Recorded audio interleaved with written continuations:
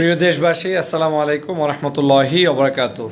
আপনারা ইতিমধ্যেই একটি বিষয় অবগত হয়েছেন যে গতকালকের মহান জাতীয় সংসদে ঝালকাঠি ১ আসনের এমপি জনাব রফিকুল ইসলাম জামাল সাহেব জামাত ইসলামকে নিষিদ্ধের জন্য দাবি তুলেছেন এবং উনি আমার একটি বক্তব্যকেও সেখানে কোট করে ব্যঙ্গোক্তিভাবে প্রকাশ করার চেষ্টা করেছেন, যে বিষয়ে আমি আজকের সকালবেলা একটি লেখা লিখেছি ফেসবুকে। আমার ধারণাও ছিল না যে একজন এমপি ক্যান্ডিডেটের লেভেল এত ডাউন কিংবা নিচু হতে পারে যে আরেকজন সমান পরিমাণ ক্যান্ডিডেট যিনি কিনা তার সমকক্ষ ভোট পেয়েছে কিংবা কম বেশি ভালো মন্দ থাকতেই পারে প্রার্থী সেরকম একজন নির্বাচিত অনির্বাচিত কোনো প্রার্থী একে অপরকে এত হিংস্র ভাষায় গালি দিতে পারে, এটা আমার কখনোই ধারণায় ছিল না। ব্যক্তিগতভাবে আমি অত্যন্ত সহনশীল সকল রাজনৈতিক দলের নেতাদের প্রতি, কারণ নেতা সে টকশোতে এক ধরনের ভাষা হতে পারে, কিন্তু সাক্ষাতে চলায় ফেরায় আমাদের মাধুর্যতাপূর্ণ একটা ব্যবহার থাকবে। আমি কখনোই কামনা করি নাই জনাব রফিকুল ইসলাম জামাল সাহেব তিনি আমাকে ফোন দিয়ে গালিগালাজ করার চেষ্টা করবেন। ওনার দুটি নাম্বার সম্ভবত বা অধিকও থাকতে পারে। একটি নাম্বার আমার কাছে সেভ করা, সেটা থেকে আসে নাই, আরেকটি নাম্বার থেকে এসেছে যেটা হোয়াটসঅ্যাপ সেভ নাই, বাট ওনার নামটা উঠেছে জনাব ওখানে রফিকুল ইসলাম জামাল ইংলিশে। তা আমি প্রথম ফোনটা তার ধরতে পারি নাই, সঙ্গত কারণেই উনি আমাকে একটা মেসেজ দিয়েছেন ওখানে, যে মেসেজটার ভাষা চরমভাবে ব্যথিত করেছে আমাকে। আমার পরিবারকে উনি চেনেন। দক্ষিণবঙ্গে যদি একটা পরিবার এক নামে কেউ চেনে সেটা আমার নানা, আমার বাবার পরিবার সবাই চেনে।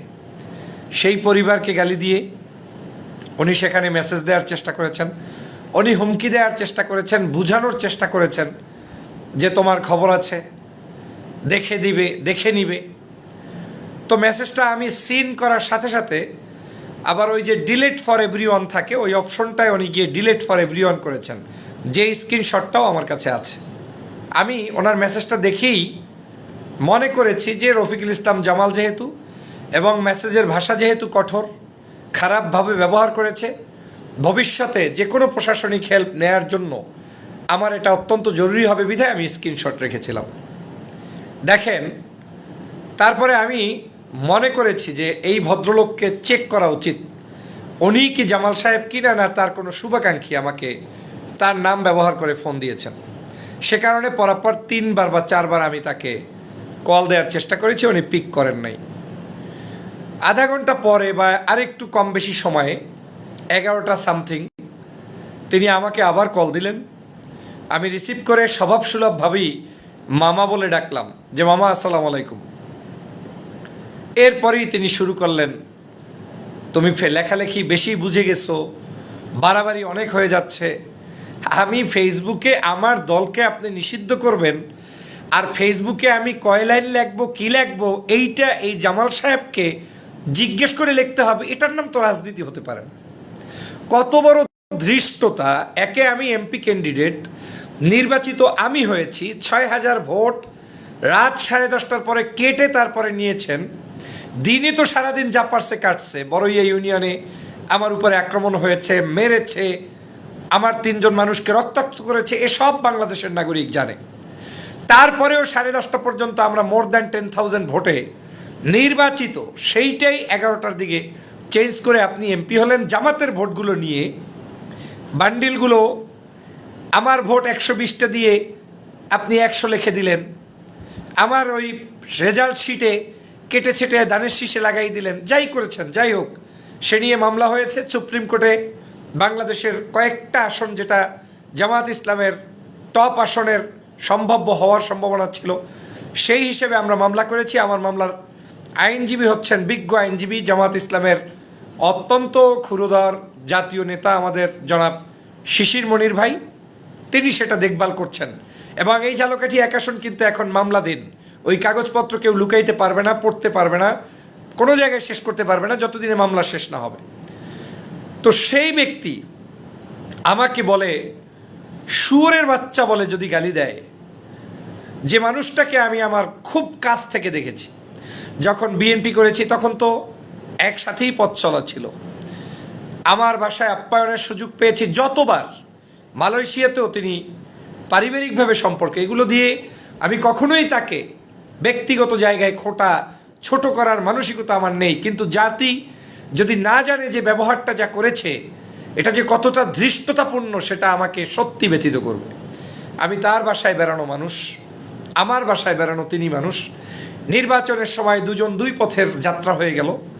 আমি দাঁড়িপাল্লার প্রতীকের প্রার্থী হওয়া সত্ত্বেও আমি তার প্রতি সম্মান রেখে ঝালকাঠিয়া 1 আসনের উনি সিনিয়র বিদায় আমি চেয়ারে মজলিসে সব জায়গায় ওনাকে স্বভাবতই প্রাধান্য বেশি দিতাম।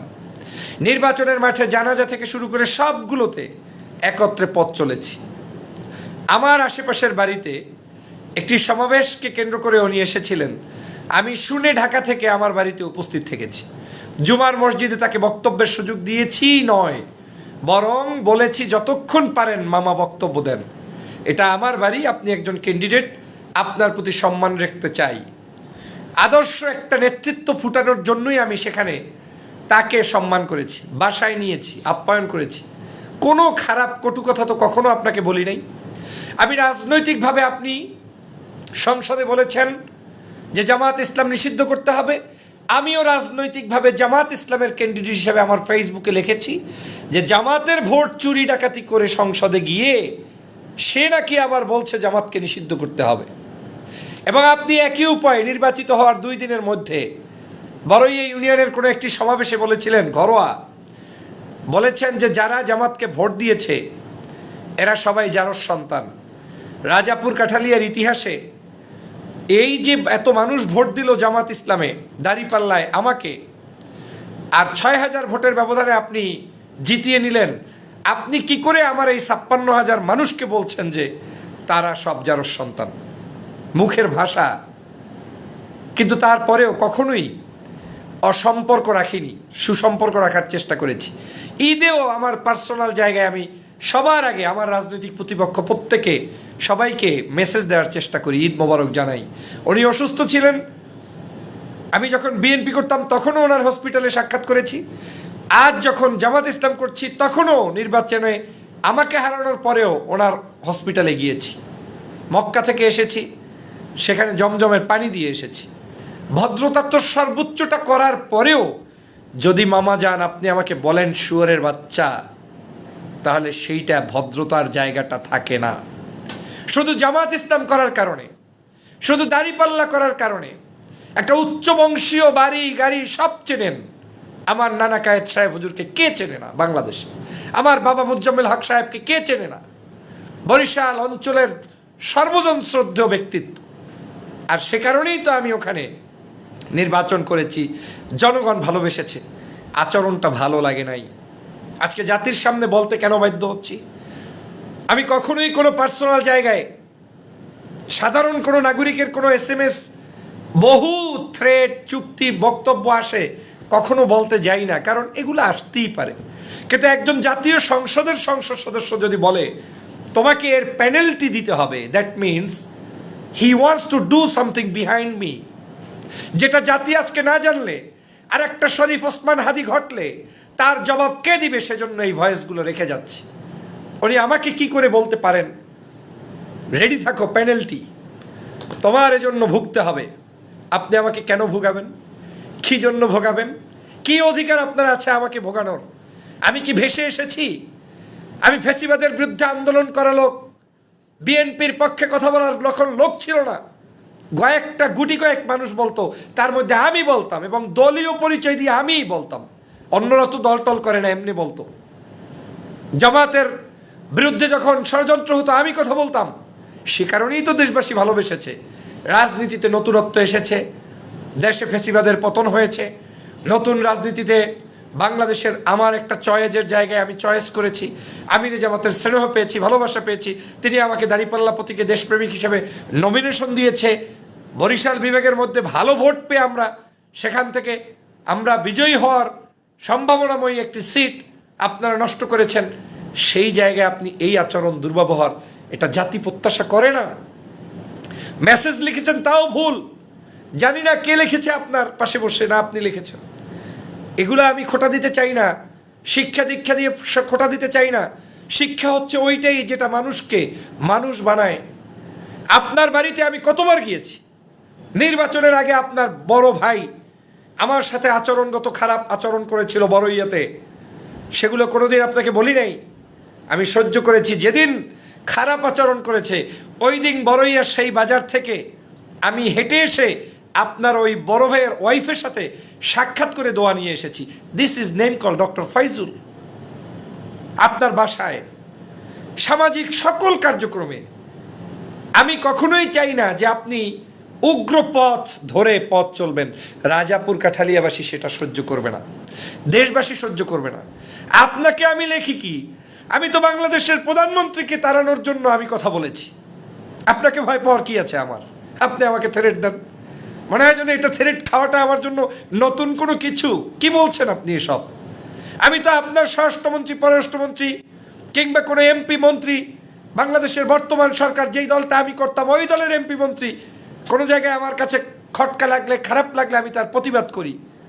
আপনি তার চেয়ে বড় কোনো মহারথী তো হয়ে যান নাই। আপনি সর্বোচ্চ বড়টা কি তা তো আমি জানি। আপনি তো আমার ভোট চুরি করে এমপি হওয়া, তা আপনার পিছনটায় কত শক্তি সে তো আমার জানা আছে। আমি কোনো সন্ত্রাস ভয় পাই না, চাঁদাবাজ টেন্ডারবাজ ভয় পাই না। আল্লাহর জমিনে আমার হায়াত যতদিন আছে ততদিন থাকবো। কিন্তু দেশবাসীর জেনে রাখা দরকার, এই জামাত ইসলামকে আমি বুকে ধারণ করেছি যখন মনে করেছি ফেসিবাদের পতনের পরে এই বাংলাদেশে যদি আমার এই ট্রুথ কথার কারণে মানুষ ভালোবেসে থাকে, তাহলে আমাকে এই ট্রুথের সাথেই থাকা উচিত। কি করে আমি জামাত ইসলামের সেই শহীদদের বিরুদ্ধে বক্তব্য দিব? আমি বিএনপি করতে গিয়ে, বক্তব্য দিতে গিয়ে কি করে আমি ওই যুবনেতার মতো করে চরমনায়ের পীর সাহেবকে গালি দিব একেবারে অকথ্য ভাষায়? কি করে আমি বাংলাদেশের দেশপ্রেমিক নাগরিকদেরকে আমার এই মুখ থেকে খারাপভাবে উপস্থাপন করব? এই একটি কারণে ক্ষমতার দ্বার প্রান্তে আসা বিএনপি জানা সত্ত্বেও, সেই সময় তো এটাই স্বাভাবিক, বড় দল, তারপরেও দল পরিবর্তন করেছি। এটা শুধুমাত্র আদর্শিক জায়গায়, আপনাদের মতো লোভে লালসায় নয়। আমার এত বেশি পাওয়ার ইচ্ছে নেই। আজকের আমি বিএনপিতে থাকলে আপনি এমপি থাকেন না, আর আপনি এমপি হলে আমি মন্ত্রী হই। এটা হচ্ছে বাস্তবতা। আমার এই যে পেজ থেকে আমি লাইভ করছি, এই পেজে 5ই আগস্টেরও 6 মাস পর্যন্ত পেজের অ্যাডমিন বাংলাদেশ জাতীয়তাবাদী দলের লোকেরা। বাংলাদেশ জাতীয়তাবাদী দলের লোকেরা, একই ওয়াহিদুজ্জামান স্যার, আমি শ্রদ্ধা করে তাকে স্মরণ করি। উনি আমার মালয়েশিয়ায় থাকতেন, প্রচার বিষয়ক সম্পাদক, আমার পেজের অ্যাডমিন। তারেক রহমানের বক্তব্য আমার পেজে যেত। আমার এই পেজ থেকে বিএনপির যেগুলো পেজ থেকে যায়, সেম জিনিস এই পেজ থেকে যেত, আরও একটা পেজ থেকে যেত। দেশবাসী দেখেছেন ক্ষমতার বীরত্ব, বাহাদুরি কাকে দেখান? আমাকে দেখান, আমাকে চিনান আমি কে?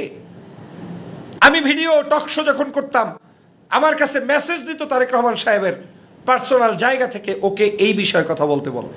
সেই ডক্টর ফয়জুল হক শুধু আদর্শের কারণে, যে আমি যাদেরকে শহীদ বলেছি শহীদই বলতে হবে, যাদেরকে যুদ্ধাপরাধী আমি মনে করি নাই তাদেরকে মনেই করি নাই, কিন্তু এখন নব্য বিএনপি সাইজা আমাকে ওই সাইদি, নিজামী, কাদের মোল্লা সবাইকে গালিগালাজ কইরা বিএনপি শাস্তি হবে, সেই বিএনপি আমি করবো না, তাই করি নাই বাপুরে।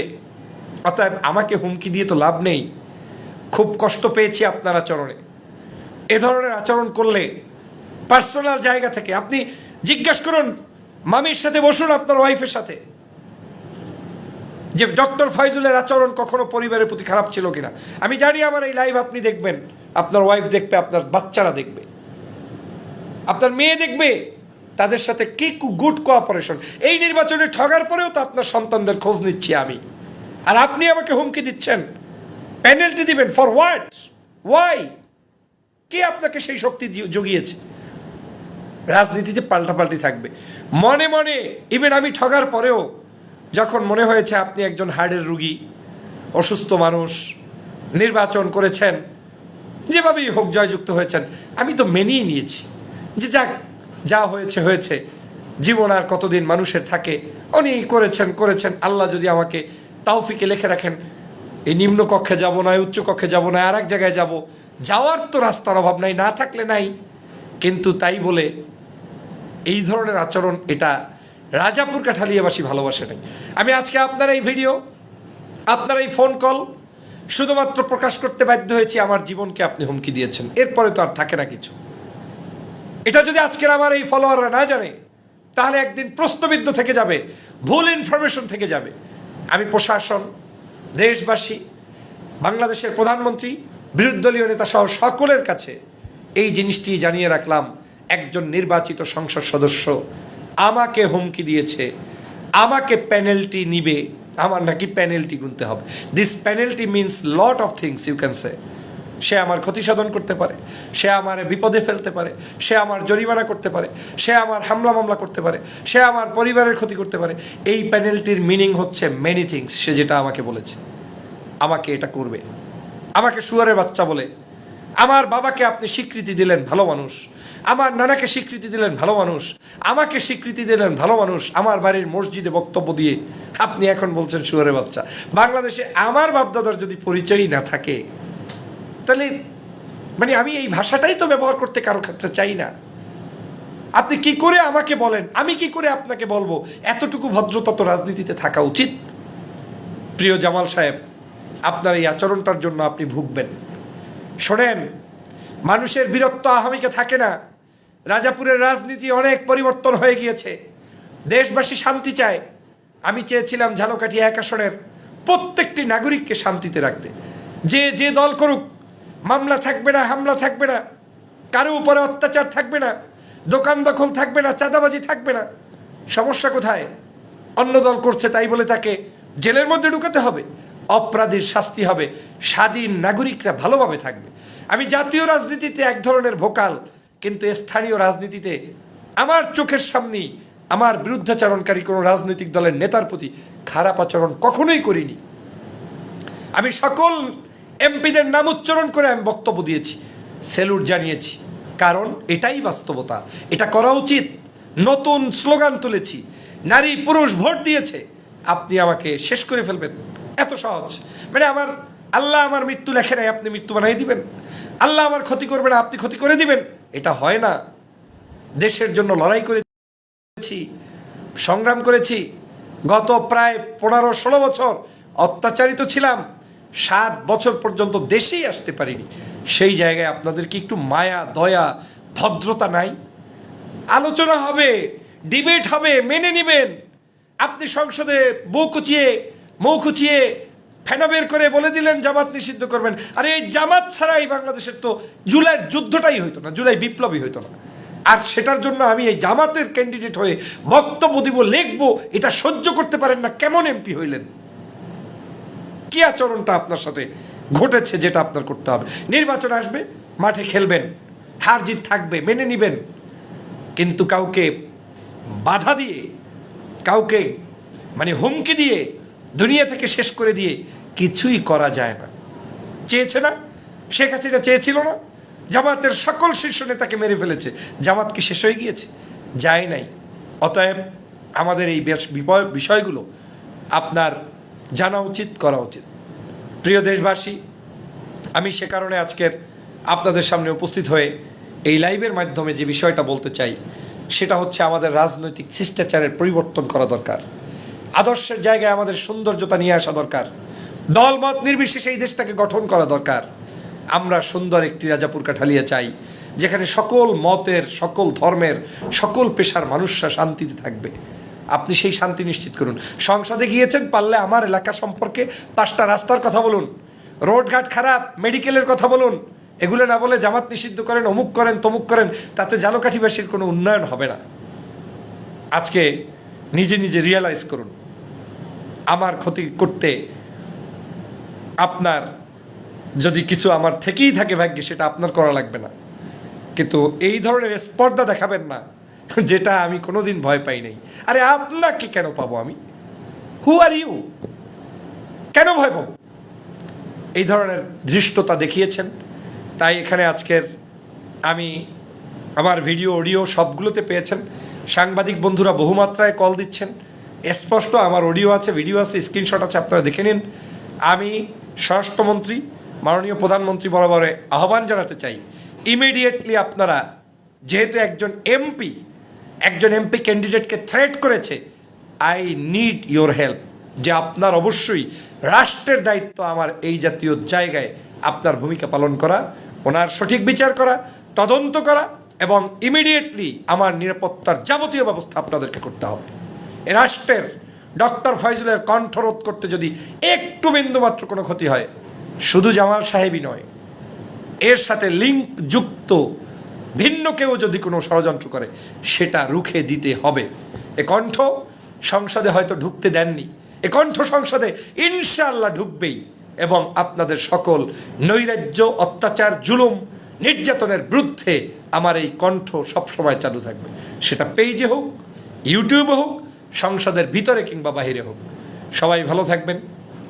প্রিয় জামাল মামার প্রতি আপনার এত গালিগালাজের পরেও শুভকামনা। আপনি ভালোভাবে পথ চলুন, সৎ পথে নিজেকে পরিচালিত করুন।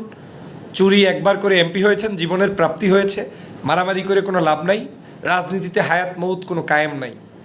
আমাকে রাজাপুরে এমনও ছিল, হুমকি দেওয়া হয়েছে মেরে ফেলবে, লাঠি দিয়ে মারবে।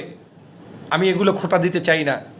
আমি এখনও দুনিয়ায় আল্লাহর রহমতে বেঁচে আছি, কিন্তু এরকম হুমকিদাতা মানুষরা বেশি দিন টকবগে থাকতে পারে না। আমাদের রাজাপুর উপজেলার বর্তমান বিএনপির সভাপতি সাহেব অসুস্থ। জীবনে ওনার সাথে আমার কোনোদিন আচরণগত খারাপ কিছুই আমি করিনি। উনি কতটুকু শ্রদ্ধা করেছে, আমি কতটুকু করেছি, বা উনি কতটুকু স্নেহ করেছে, এটা উনিই জানে। অতএব কে কখন সুস্থ থাকে, অসুস্থ থাকে, কে কখন দুনিয়ায় থাকে, কে কখন থাকে না, আল্লাহ ছাড়া জানে না। হুমকি ধামকি, কঠোর কোনো কথা বলে মানুষকে কষ্ট দেওয়া থেকে বিরত আপনিও থাকবেন, আমিও থাকবো। এমনকি আপনি আমাকে হুমকি দেওয়ার পরেও আপনি যে ভাষা ব্যবহার করেছেন, আমি সেটা কিন্তু করিনি। সবাই ভালো থাকবেন, সুস্থ থাকবেন। আল্লাহ হাফেজ। আসসালাম।